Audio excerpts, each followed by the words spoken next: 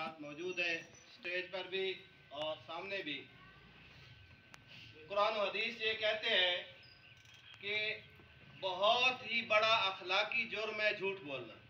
और आप सबको पता है, आप सारे मुसलमान माशरे के रहने वाले हैं, दो जहां के सरदार ने बारहा झूठ बोलने की वईद बयान फरमाई है। और कुरान कहता है कि अला लानतुल्लाहि अलल काज़िबीन, झूठ बोलने वाले पर अल्लाह की लानत।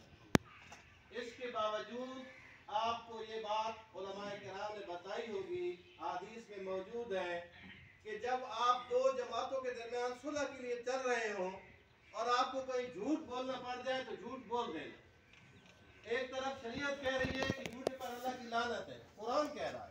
दूसरी तरफ दो जहां का सरदार कह रहे हैं कि फरमा रहे हैं कि जब आप दो जमातों के दरमियान चल रहे हो और सुलह की गर्ज से आपको झूठ बोलना पड़े तो बोल देना, क्योंकि सुलह ये बहुत बड़ी खैर है। कुरान कहता है वस्सुल्हु खैर, सुलह में सरासर खैर है। दुनिया के अंदर मुसलमानों ने सबसे बड़ी जो सुलह की, जिसका सबसे बड़ा फ़ायदा हुआ, वो सुलह हुदैबिया थी।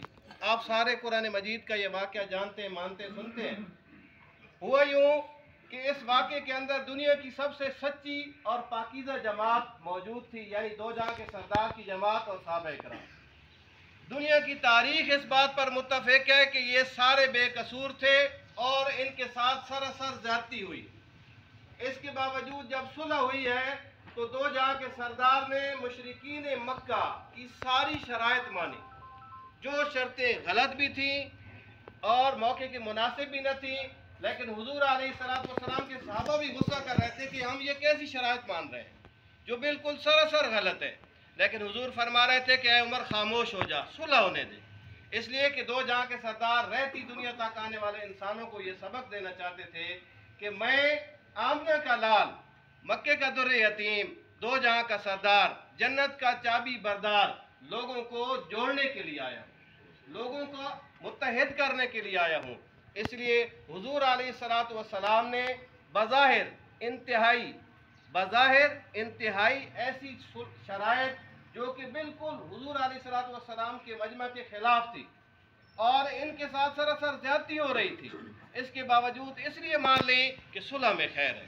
और अल्लाह ने उस सुलह को जो मुसलमानों ने दब कर की, जो मुसलमानों ने लिस्सी देकर की, जो मुसलमानों ने कमज़ोरी और आजिज़ी और इनकिसारी दिखाकर की, अल्लाह अज़्ज़ा वजल ने कुरान मजीद में उस सुलह को सुलह फ़तह अज़ीम कहा, सुलह नहीं कहा, फ़तह अज़ीम कहा। इसलिए आज हम अगर इस चौकी में, इस मजमे में, इस मार्के में जमा हुए हैं तो ये यही बात ख़त्म नहीं होनी चाहिए। हमारा ये अज़म होना चाहिए कि आइंदा हमेशा हम हर झगड़े में, हर रोले में, हर केस में किरदार अदा करके सुलह कराएंगे और हम अपने मुआशरे को मुत्तहिद और मुत्तफ़िक़ रखने की कोशिश करेंगे। अगर हमें नुकसान उठाना पड़ा हम वो भी उठाएंगे, लेकिन अपने भाइयों के दरमियान सुलह कराएंगे।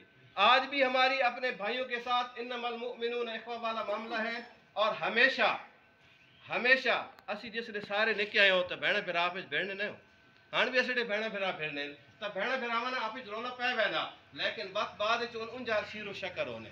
असी इंशाअल्लाह अज़ीज़ हमेशा अपने मुसलमाना वास्ते शीरो शकर हुआ और अपने मुआशरे में भी देखें जहाँ कहीं हमें नज़र आ रहा हो कि यहाँ इनका आपस में इत्तेफाक नहीं है और हम सुलह करवा सकते हैं, हमें चाहिए कि हम इत्तेफाक करवाएं।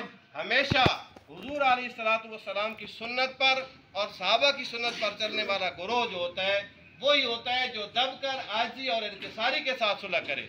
चढ़ाई करके तो मक्का मुशरिकीन ने मक्का सुलह की थी, असी चढ़ाई करके सुलह करने वाले ना, असी आजी और इंकिसारी नाल सुलह करने वाले लोग हैं। इस वास्ते कि असी सैयदना उमर फारूक और दो जहां के सरदार और हज़रात साहब इकराम ने नक्शे कदम से चल रहे हैं। अल्लाह से दुआ है कि अल्लाह पाक हमारी इस सुलह के अंदर बरकत पैदा फरमाए और इसको पूरे इलाके के लिए एक नमूना बनाकर इलाके में होने वाले तमाम जितने भी लोगों के आपस में रोले फसाद हैं उनको ख़त्म करने की हमें तौफीक नसीब फरमाए। इंशाअल्लाह सारे हज़रात किरदार अदा करेंगे ना जी। अल्लाह से दुआ है।